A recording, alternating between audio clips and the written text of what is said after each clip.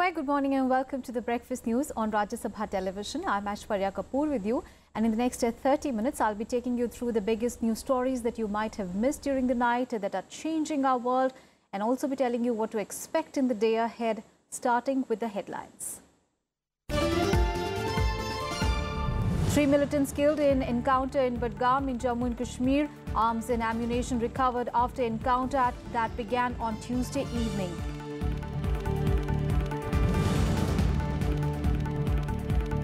Nagaland governor asks the Chief Minister Shirozilitsi Lizutsu to seek vote of confidence on or before 15th of July. This after former Chief Minister T.R. Zalian claims majority.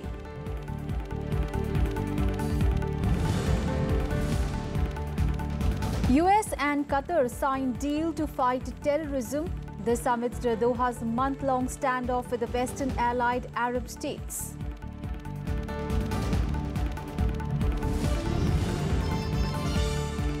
Ravi Shastri named a new coach of Indian cricket team. Zaheer Khan appointed bowling coach. Rahul Dravid is overseas batting consultant.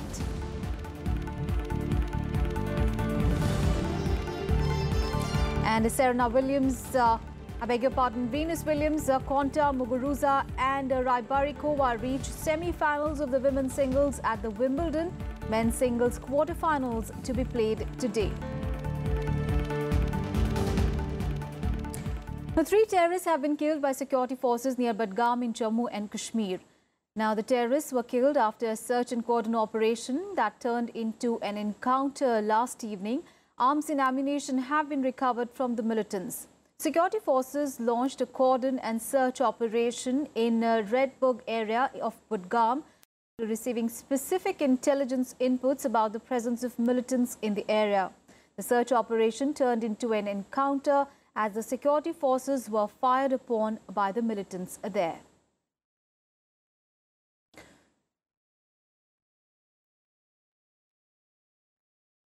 Meanwhile, security has been tightened following Monday's attack on Amarnath pilgrims, in which 7 people were killed in Anantnag in Jammu and Kashmir. But the attack did not deter a fresh batch of devotees to leave for the holy shrine. Jammu and Kashmir Chief Minister Mehbooba Mufti called an emergency meeting of her cabinet to review the security situation across the valley. The opposition parties are, however, attacking the Modi government, calling it a security lapse. The IG of J&K police said that terror outfit Lashkar-e-Toiba was involved in the attack. Undeterred by the attack on Amarnath pilgrims, hundreds of devotees on Tuesday set off for the cave shrine amid increased security. 7 pilgrims were killed and 19 others were injured in a terrorist attack in Kashmir's Anantnag district on Monday night. In the wake of the attack, security has been beefed up along all routes leading to Anantnag and Ganderbal districts. An investigation into the attack is underway. मैं दिल्ली से आई हूँ. कल दर्शन हुआ, इतना अच्छा दर्शन थे. तो जब श्रीनगर पहुँची हूँ तब ये हादसा हुए. तब भी मैंने हौसला में सबको जितना भी लोग मिले यहाँ सबको बोल रही थी, जोरदार से गए हैं लोग. बोले भारत माता की जय. मैं असम से आया हूँ. कोई डर नहीं क्योंकि हम लोग का इंडियन आर्मी इतना स्ट्रांग है. सारे पहाड़ों में पूरा हम लोग को लिए गार्ड दे के रखा है. कोई डर नहीं है. All this is a matter of investigation. It is being investigated by the Jammu and Kashmir police, and soon we'll know how it all happened. Militant attack on Amarnath pilgrim is not just an attack of particular section, but on the economy of Kashmir. Any reduction in number of yatris will adversely affect local economy. Jammu and Kashmir Chief Minister Mehbooba Mufti also held an emergency meeting to review the security situation across the state. The state government has announced 6 lakh rupees compensation for the kin of those killed and 2 lakh rupees for the injured. इससे बड़ा सानिया कोई हो नहीं सकता. मेरे पास अल्फाज नहीं इसको कंडेम करने के लिए, और मैं उम्मीद करती हूँ हमारे सिक्योरिटी फोर्सेस और पुलिस के लोग जो भी इस पे मुलव्वस होंगे उनको जल्द से जल्द पकड़ के उनको कड़ी से कड़ी सजा देंगे, और तब तक वो चैन से नहीं बैठेंगे. Home Minister Rajnath Singh also held a security review meeting at his residence in Delhi. Later, National Security Advisor Ajit Doval briefed Prime Minister Narendra Modi on the situation in Kashmir. घटना बहुत ही दुर्भाग्यपूर्ण थी, दुखद रही है, लेकिन मैं अभिनंदन करना चाहता हूं, सैल्यूट करना चाहता हूं अपने कश्मीर के बहनों भाइयों का कि कश्मीर के समाज के हर सेक्शन ने कल अमरनाथ तीर्थ यात्रियों के ऊपर जो कायराना हमला हुआ है उसको कंडेम किया है। 18 opposition parties passed a resolution condemning the terror attack. They asked the government to introspect the reasons for the security failure despite advance information. The government of India needs to introspect as to why, despite advance intelligence inputs, was there a failure to prevent this attack. First of all, we have very strong condemnation for what has happened. And we have also said that despite very good intelligence inputs, why was precautionary measures not taken? And the guilty, whoever it is, must be identified and brought to book. और यात्रा जैसा सरकार ने, लेकिन साथ साथ ये देखना कैसे चूक हो गया, अकेले बस को क्यों जाने दिया गया, इसकी जिम्मेदारी को निर्धारित करके कार्रवाई होनी चाहिए, ये बहुत दुखद है। Meanwhile, the bodies of the 7 Amarnath pilgrims killed in the attack were brought to Gujarat's Surat airport along with 19 injured people. Gujarat Chief Minister Vijay Rupani has announced an ex gratia of 10 lakh rupees for the families of the deceased and 2 lakh rupees for the injured. 10 lakh रुपया government of Gujarat उनको देंगी और जो injured हुए हैं उनको 2-2 लाख रुपया का सहायता करेंगे। Various political parties also called for a shutdown across the valley in view of the terror attack. Army Chief General Bipin Rawat also arrived in Kashmir to review the security situation. Bureau Report, Rajya Sabha TV. And several dignitaries condole the victims and condemn the terror attack. Now, President Pranab Mukherjee asked the Jammu and Kashmir government and centre to ensure that justice was delivered to the perpetrators of the attack. Vice President Mohammad Hamid Ansari also expressed a shock but said that India will remain united in face of such attacks. Now, envoys and officials from the United States, Germany and Russia also reacted on the attacks and extended their condolences to the families of those affected. Sri Lankan Prime Minister Ranil Wickremesinghe, in a series of tweets, also criticized the terror incident. India's other neighbours, Bangladesh, Nepal and Bhutan, also reacted out to the Indian government and expressed their solidarity with the victims. On to some other news now. Gopal Krishna Gandhi will be the opposition's candidate for the post of Vice President of India. Now, 18 opposition parties led by the Congress Party agreed on the name of the former West Bengal governor at a meeting in the national capital on Tuesday. Here are all the details. We each leader spoke in support of Sri Gopal Gandhi, after which some of our colleagues, leaders spoke to him on the telephone. He asked for 10 to 15 minutes to consider, after which again he was called on the phone and he agreed to be the candidate for Vice President of India. Gopal Krishna Gandhi emerging as the choice of 18 opposition parties led by the Congress for the post of Vice President. The former governor of West Bengal and grandson of Mahatma Gandhi was the unanimous choice of all parties, even the JDU, which wasn't a part of the grouping for the presidential polls. Nitish Kumar, however, stayed away from the meeting due to the tussle between the RJD and the JDU in Bihar. Everybody has endorsed the name, so it is not about A party, B party. Please, it is United Opposition Party candidate. The opposition leaders observed a 2-minute silence for victims of the Amarnath terror attack and passed a resolution on it. This is an attack on humanity. This is an attack on the plurality and the diversity of India. This is an attack on the human values and Kashmir. We call upon the government to use all the resources at its command to bring the real masterminds and perpetrators of this inhuman act to justice. The government needs to introspect as to why, despite advanced intelligence inputs, was there a failure. Several other issues, including the action of government agencies against some opposition leaders, were also discussed at the meeting. The ruling NDA is yet to announce its candidate for the vice president's post, polling for which will take place on the 5th of August. Vishal Dayas for Rajya Sabha TV. Meanwhile, NDA's presidential nominee Amarnath and his rival Meera Kumar continue to seek support for their candidature from across the country for the 17th of July polls. Now, Kovind will reach Ranchi today to garner support for the polls. During the day-long visit, he is expected to meet MPs and MLAs of the ruling BJP. Now, Kovind is also expected to meet leaders of the NDA allies, AJSU as well as LJP. On the other hand, opposition's presidential nominee Meera Kumar on Tuesday appealed to the Electoral College to head the inner voice of conscience during the voting for the country's top constitutional post. The former Lok Sabha Speaker was in Rajasthan to garner support for the polls. After their nomination last month, both Kovind and Kumar have been visiting various states as part of their campaign for the top constitutional post. On to some other news now. RBI Governor Urjit Patel will appear before the Parliamentary Standing Committee on Finance. Well, this is in connection with the issue of demonetization and transformation towards digital economy. Patel has already been questioned by the panel in January on the decision to demonetize. He had sought 2 exemptions from attending the meetings. He is expected to appear before the panel to respond to clarification from members on a wide range of issues related to the decision.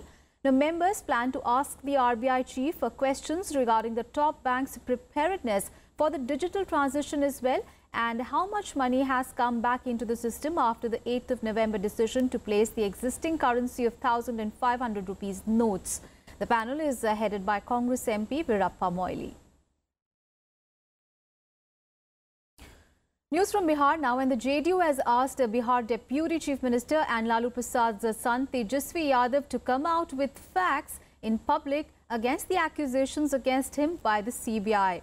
Now, chairing a crucial meeting of the JDU legislators, ex-legislators, office bearers as well as district chiefs, Bihar Chief Minister Nitish Kumar was quoted as saying that his party knows how to follow the coalition dharma and also making political sacrifices. The JDU will meet again in 4 days' time to take a final decision. However, the RJD says that Tejasvi Yadav has done nothing wrong and so he will not resign.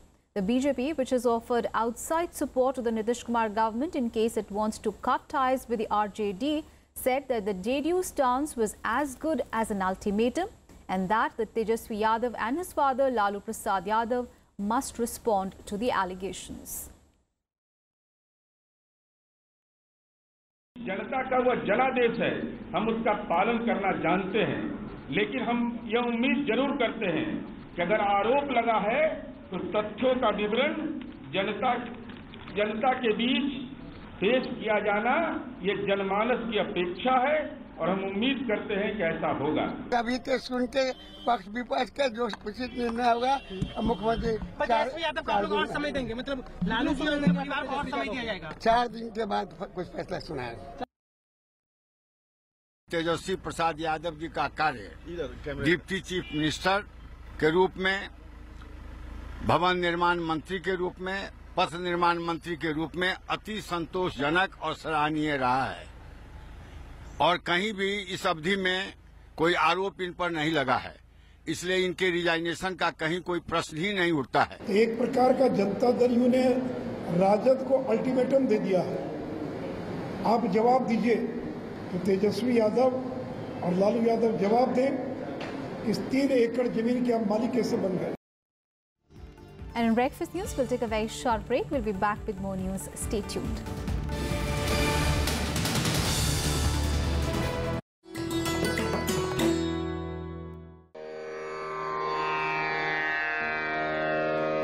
The sacred relics of Buddha were unearthed in Piprava in Uttar Pradesh.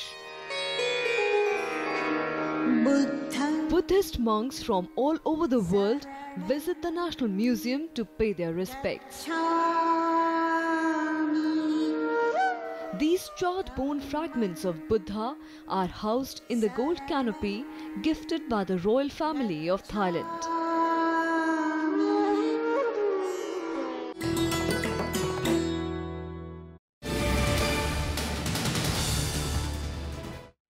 And now an update on the India-China border standoff. And India on Tuesday played down the ongoing border tension with China, with the Foreign Secretary S. Jaishankar saying that both the nations had handled such issues in the past as well. Now, underlining that this was not the first time that India and China had border differences, Jaishankar said that there was no reason that the two nations cannot be able to handle this issue this time. He, however, emphasized that both the countries should approach each other with maturity. The Foreign Secretary made the comments at a lecture commemorating the 25th anniversary of the India-ASEAN relations in Singapore. China and India have been engaged in a standoff in a Dokla area near the Bhutan Tri-Junction for over 3 weeks now. China has defended its construction of road in the area, saying it comes under their territory. Beijing has also asked India to pull back its troops for any talks to take place. But the fact is that today, India-China relations are really multifaceted. Last month, when the leaders of the two countries met in Astana, they reached consensus on 2 points. One, that at a time of global uncertainty, India-China relations are a factor of stability. And two, in their relationship, India and China must not allow differences to become disputes. This consensus underlines the strategic maturity with which the two countries must continue to approach each other. And on to news on the political situation in Nagaland, and the State Chief Minister Shurozeli Lizutsu has claimed that despite the leadership crisis, there is no split in the ruling Nagaland People's Front. On Tuesday, Lizutsu filed papers for the 29th of July by-election to Northern Angami seat. Now, on the dissident group's accusation of him being too ambitious and greedy for power to contest the by-election, he said it was not about he being ambitious, but it was for the sake of the government and party leaders. Meanwhile, Governor P.B. Acharya directed the Chief Minister to seek a vote of confidence in the Assembly on or before 15th of July.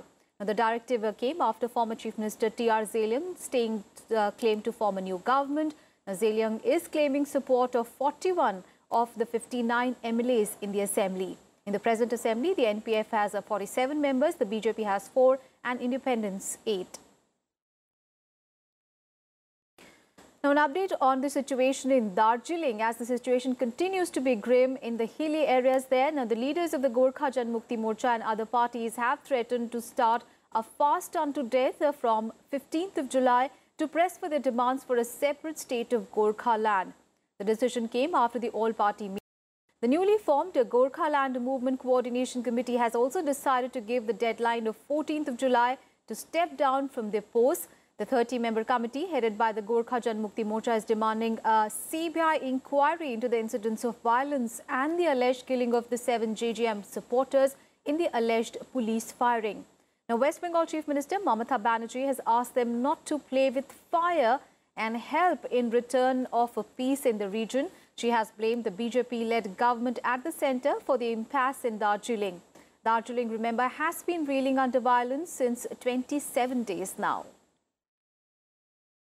आज का GMC meeting में ये तय हो गया कि 15 जुलाई सुबह 11 बजे दार्जिलिंग का चौरस्ता मॉल में हम लोग सभी पार्टी का एक लीडर वहां पर फास्ट ऑन टू डेथ में हंगर स्ट्राइक जाएगा, आमरण till death for the cause of Gorkhaland. जो एलिगेशन हमारा ऊपर में लगा दिया कि कोई आउटफिट के साथ लिंक है और चाइना का साथ में है, ये नेपाल का साथ में, तो गवर्नमेंट ऑफ इंडिया इसको देखे। And news from the northeast of the country, where heavy rains for the past 4 days have triggered landslides and flash floods in various parts of Assam and Arunachal Pradesh. In Assam, the situation has become critical as several rivers are flowing above the danger level. New areas have submerged at Mujoli and Lakhimpur districts. 6 more people have been killed, taking the death toll to 39 now. Over 15 lakh people have been affected across the 23 districts of the state. Over 1 lakh hectare of crop area is also reeling underwater. While in Arunachal Pradesh, 14 people have died in a massive landslide triggered by heavy rains in Papumpare district. 5 houses were totally damaged and 14 members of 4 families were buried alive. Now, the bodies of the deceased have been recovered.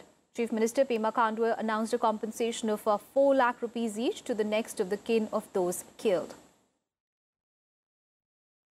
Water level was rising, and from last night there is some water level receding seen, but still there are several villages which are underwater. There's only one relief camp set up so far. Otherwise, rest of the places, water has not entered the house yet, but it's there in the crop area and around the houses. The Pakistan Prime Minister Nawaz Sharif met his top aides on Tuesday to chalk out a strategy to deal with the Panama case pro-panel's damning report. The JIT report has recommended filing of graft case against him and his family. This after he rejected the findings of the joint investigation team. The JIT, in its 10-volume report, recommended that a corruption case should be filed against Nawaz Sharif and his sons Hassan Nawaz and Hussain Nawaz, as well as his daughter Maryam Nawaz, under the National Accountability Bureau Ordinance 1999. Now, the report found Sharif and his children to be living beyond the known means of income. Now, Sharif's daughter Maryam Nawaz tweeted as saying that the JIT report rejected every contradiction will not only be contested but decimated in the Supreme Court.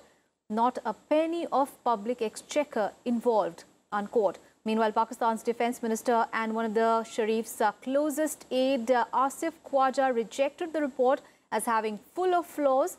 Although the probe has not been made public, documents were widely circulated on social media, following which the opposition leader Imran Khan demanded Sharif's resignation. Meanwhile, the apex court is yet to decide on how to proceed with the JIT's report and whether to call for a trial. Remember, the Panama Papers, released last year, claimed that Pakistan Prime Minister Nawaz Sharif and his family figured in the list of people who owned offshore companies and assets. The assets in question include 4 expensive flats in Park Lane in London. News from the Middle East: and the United States and Qatar signed an agreement on Tuesday that is aimed at combating the financing of terrorism. The deal comes as U.S. Secretary of State Rex Tillerson visited Doha to try to end a month-long rift between Western allied Arab states. Now, the deal is aimed to intensify Qatar's counter-terrorism efforts, a central issue in the spat pitting the besieged Gulf nation against 4 other American allies lined up against it. Now, Tillerson outlined the agreement at the end of his first visit to Qatar, and it comes in the backdrop of its neighbors moving to isolate the country. Remember, Saudi Arabia, Bahrain, the UAE and Egypt have imposed sanctions on Qatar, accusing it of financing extremist groups and allying with the Gulf states' arch foe Iran, allegations that Doha denies. Tillerson said that the deal has been in works for a while and it included some steps that have already been taken. جانب هذه الحملة هذه التسريبات من حملة إعلامية حول عدم التزام دولة قطر باتفاق الرياض، فهذه كلها مغالطات. دولة قطر التزمت بكافة بنود هذا الاتفاق وكانت هناك محاضر تشهد. The memorandum lays out a series of steps the two countries will take over the coming months and years to interrupt and disable terror financing flows and intensify counterterrorism activities globally.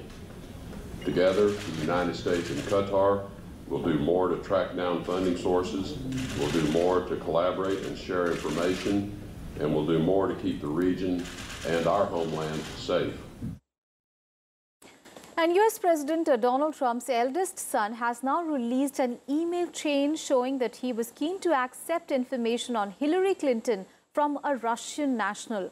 In the email exchange, Goldstone, who set up the meeting, told Trump Jr. that Russian government officials could provide incriminating information about his father's Democratic rival Hillary Clinton. The email, which Trump Jr. released on Twitter, showed that Trump Jr. welcomed the information and accepted a meeting with the Russian attorney Natalia Veselinskaya. Now, Donald Trump's eldest son released the emails on Tuesday in an effort to be totally transparent. The meeting took place on 9th of June 2016 after an email exchange with an intermediary. After the release of the emails, President Donald Trump called his eldest son a high-quality person and applauded his transparency, Since he was elected, President Trump has been dogged by allegations that Russia tried to sabotage Clinton's campaign. He has denied any knowledge of this, and Russia has also repeatedly denied interfering. In retrospect, I probably would have done things a little differently.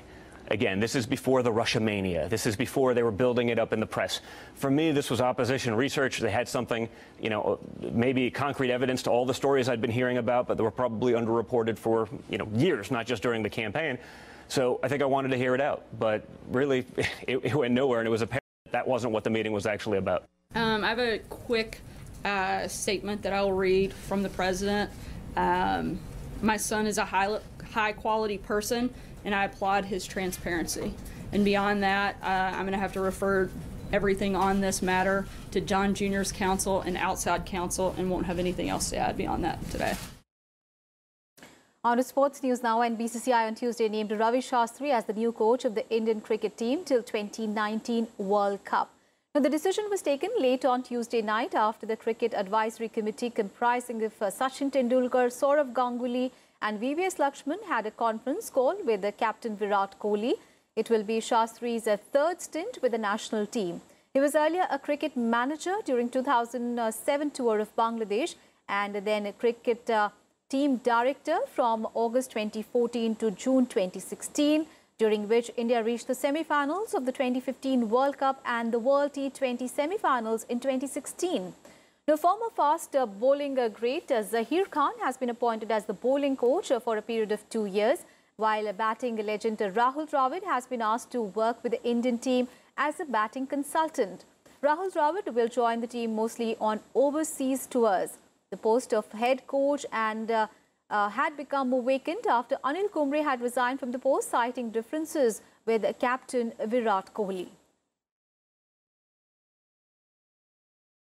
And news from the women's cricket team, and India will go today head-to-head with the current champions Australia to book a place in the ICC Women's World Cup 2017 semi-finals at Bristol for a coveted title. Now, India is in good form in the ongoing match. They have so far registered 4 wins in 5 games. India defeated England, West Indies, Pakistan and Sri Lanka before South Africa disturbed their momentum with a massive 115-run win.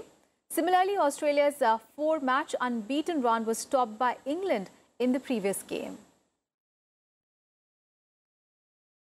And at the Wimbledon, Venus Williams, Johanna Konta, Gabriela Muguruza and Magdalena Rybakova reached the semi-finals in the women's singles. The 5-time champion Venus Williams knocked out French Open winner Jelena Ostapenko in straight sets to reach the last 4. Williams won 6-3, 7-5 against the 20-year-old Latvian to win her 100th singles match at the Wimbledon. She will next face Britain's 6th seed Johanna Konta for a place in the final. Earlier, Konta beat Romanian 2nd seed Simona Halep in a thrilling match to become Britain's first women's Wimbledon semi-finalist since 1978. Konta fought a set down to win 6-7, 7-6, 6-4. Meanwhile, in the other quarter-final match, Spain's Gabriela Muguruza beat Svetlana Kuznetsova in straight sets. The 14th seed Muguruza, who reached the Wimbledon final in 2015, won 6-3, 6-4. She will play unseeded Slovakian Magdalena Rybakova in the semi-final.